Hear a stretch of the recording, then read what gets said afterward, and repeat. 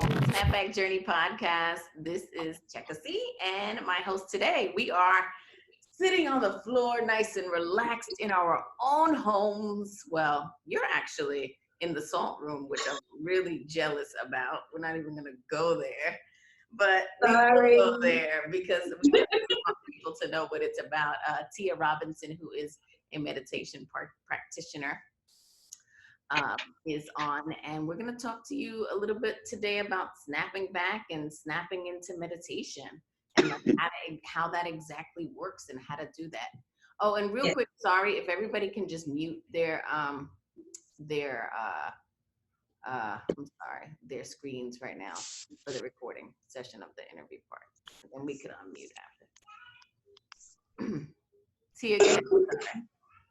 Awesome.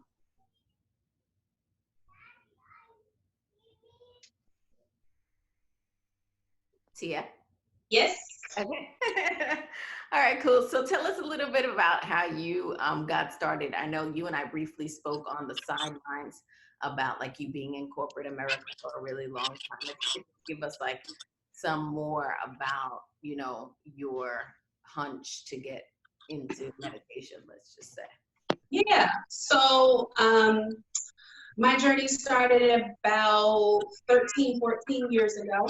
Mm-hmm. I was in corporate America, and you know, I was young. I was super young. I was ambitious, bright-eyed, bushy-tailed, and you know, I always saw myself as like a VP of marketing, the CEO of a company, etc. So, you know, here I was in my 20s, and you know, I was working for a Fortune 500 company. So, you know, I had made it, right? Right. But along the journey, you know, corporate America, sometimes we experience things known as reorgs. And so my department got reorged, and I ended up reporting to a new boss. And my perception of this boss, this person, was that she's difficult to work with, right? Perception is key. That was my perception of her. And what started to happen was I started to do a lot of self-criticism. I started to have a lot of self-doubt. I didn't have that zest for work in my job anymore. Because there was always something wrong. There was always a mistake. And that wasn't something that I was used to experiencing. Yeah. I was used to experiencing, you know, being successful and doing things right and being innovative. So this was a very difficult time for me from an ego standpoint, because I was just so used to, you know, hitting the nail, you know, and getting things right.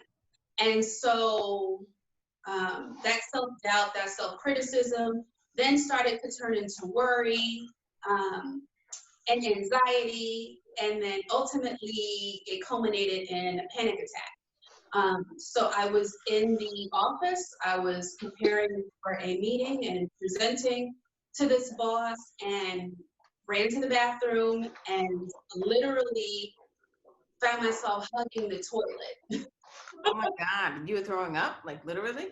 No, I literally felt like the world was ending. Like I felt like I was having a heart attack. I felt like there was no ground. Everything just became real spacey. It just was an awful, awful, awful feeling. And I went to the doctor and found out that I had a panic attack. And so, you know, he's like, "You'll be fine. You'll be okay." And I'm like, "Okay." And, you know, I'm like, "Okay, so I don't ever want this to happen again. Like, ever. How do we stop it?" And he said, "Well, you know, you got two options. You either quit your job or you can take these pills."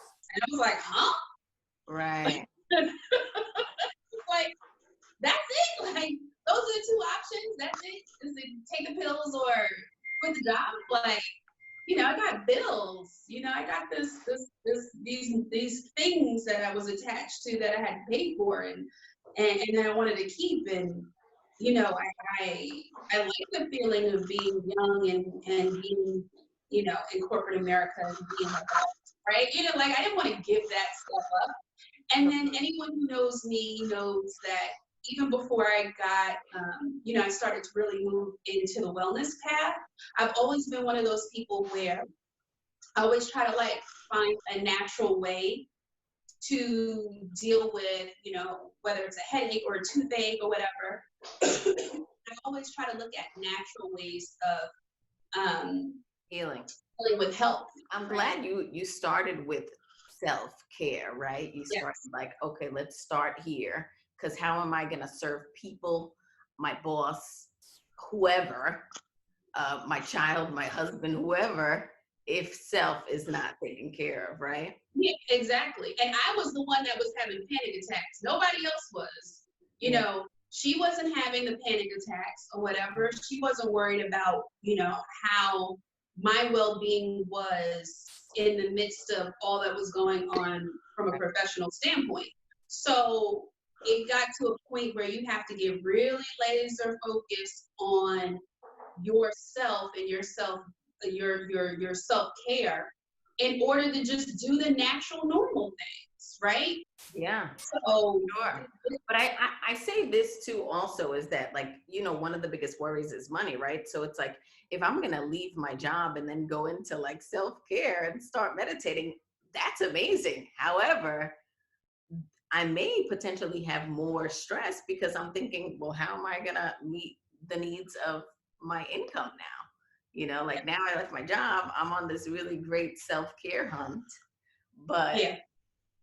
you know, like you know, it may potentially cause more anxiety, right? Like if you don't have something in your place and you're just doing meditation. Yes, I think those are valid concerns, but I also think that they are fear-based as well, right? Just like you're able to find a job. Like nobody, when you lose your job, you're like, okay, I'm going to find one. It's just a matter of time of when, right? When it Mhm. comes to entrepreneurship, it's always like the most extreme. Like, what if I can't get clients? What if I can't do this or can't do that? We don't look at it as from the standpoint of, well, it's just a matter of time, right? It's about really using the resources that I have to be able to attract the right client, right? The right customers, etc. So I think a lot of it when it comes to entrepreneurship is getting over our own fears and anxiety of what that would look like and trusting the fact that if you can make a company millions of dollars through doing your work, what you do, or whatever have you, like, why don't we have the same faith in Right. our potential to do it for ourselves, right? Right. And the same level of understanding, right? Right. Because we have that understanding when it comes to being able to secure a paycheck from someone else, right? It's going to take some time. You got to submit your resume. You got to network. You got to this. You got to that, and you will find employment, right? It just may be a matter of time or whatever have you, or a shift in what it is that you focus on from an employment standpoint, right? Like sometimes you have to get additional education and increase your skill set. But a lot of times we don't look at it from that standpoint, from an entrepreneurial standpoint. And I think we need to give ourselves a little bit more credit from that standpoint and a little bit more compassion. Mhm. It's not that it's hard work. It's not that it's harder work. It's just it's different work, right? It's Right. either doing it for yourself or doing it for someone else. Now, anxiety, of course, comes from totally different things, right? We're in a really sensitive time right now, and people are experiencing anxiety. So, I mean, it could come from home, it could come from work, it could come from wherever. Not everybody's experiencing anxiety from work. So, just I know you deal with a lot of clients on a regular basis. What do you find most of your clients are experiencing anxiety Work, um, from? family, you know, children. You know, I get a lot of moms that are concerned about anxiety or have anxiety because they have concerns about like whether they're being good enough moms, right? Um, Interesting. Tia, if you're ready to get started, I'll let you go ahead and lead the way. All right, everyone. Just gently start to close your eyes.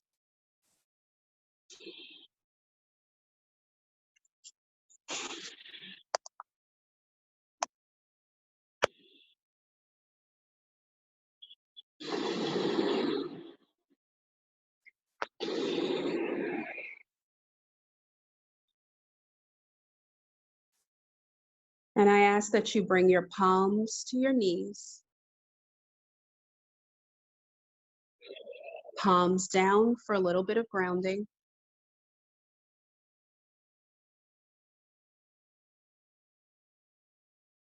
And just start to bring your awareness to your breath, focusing on the inhale through your nostrils and the exhale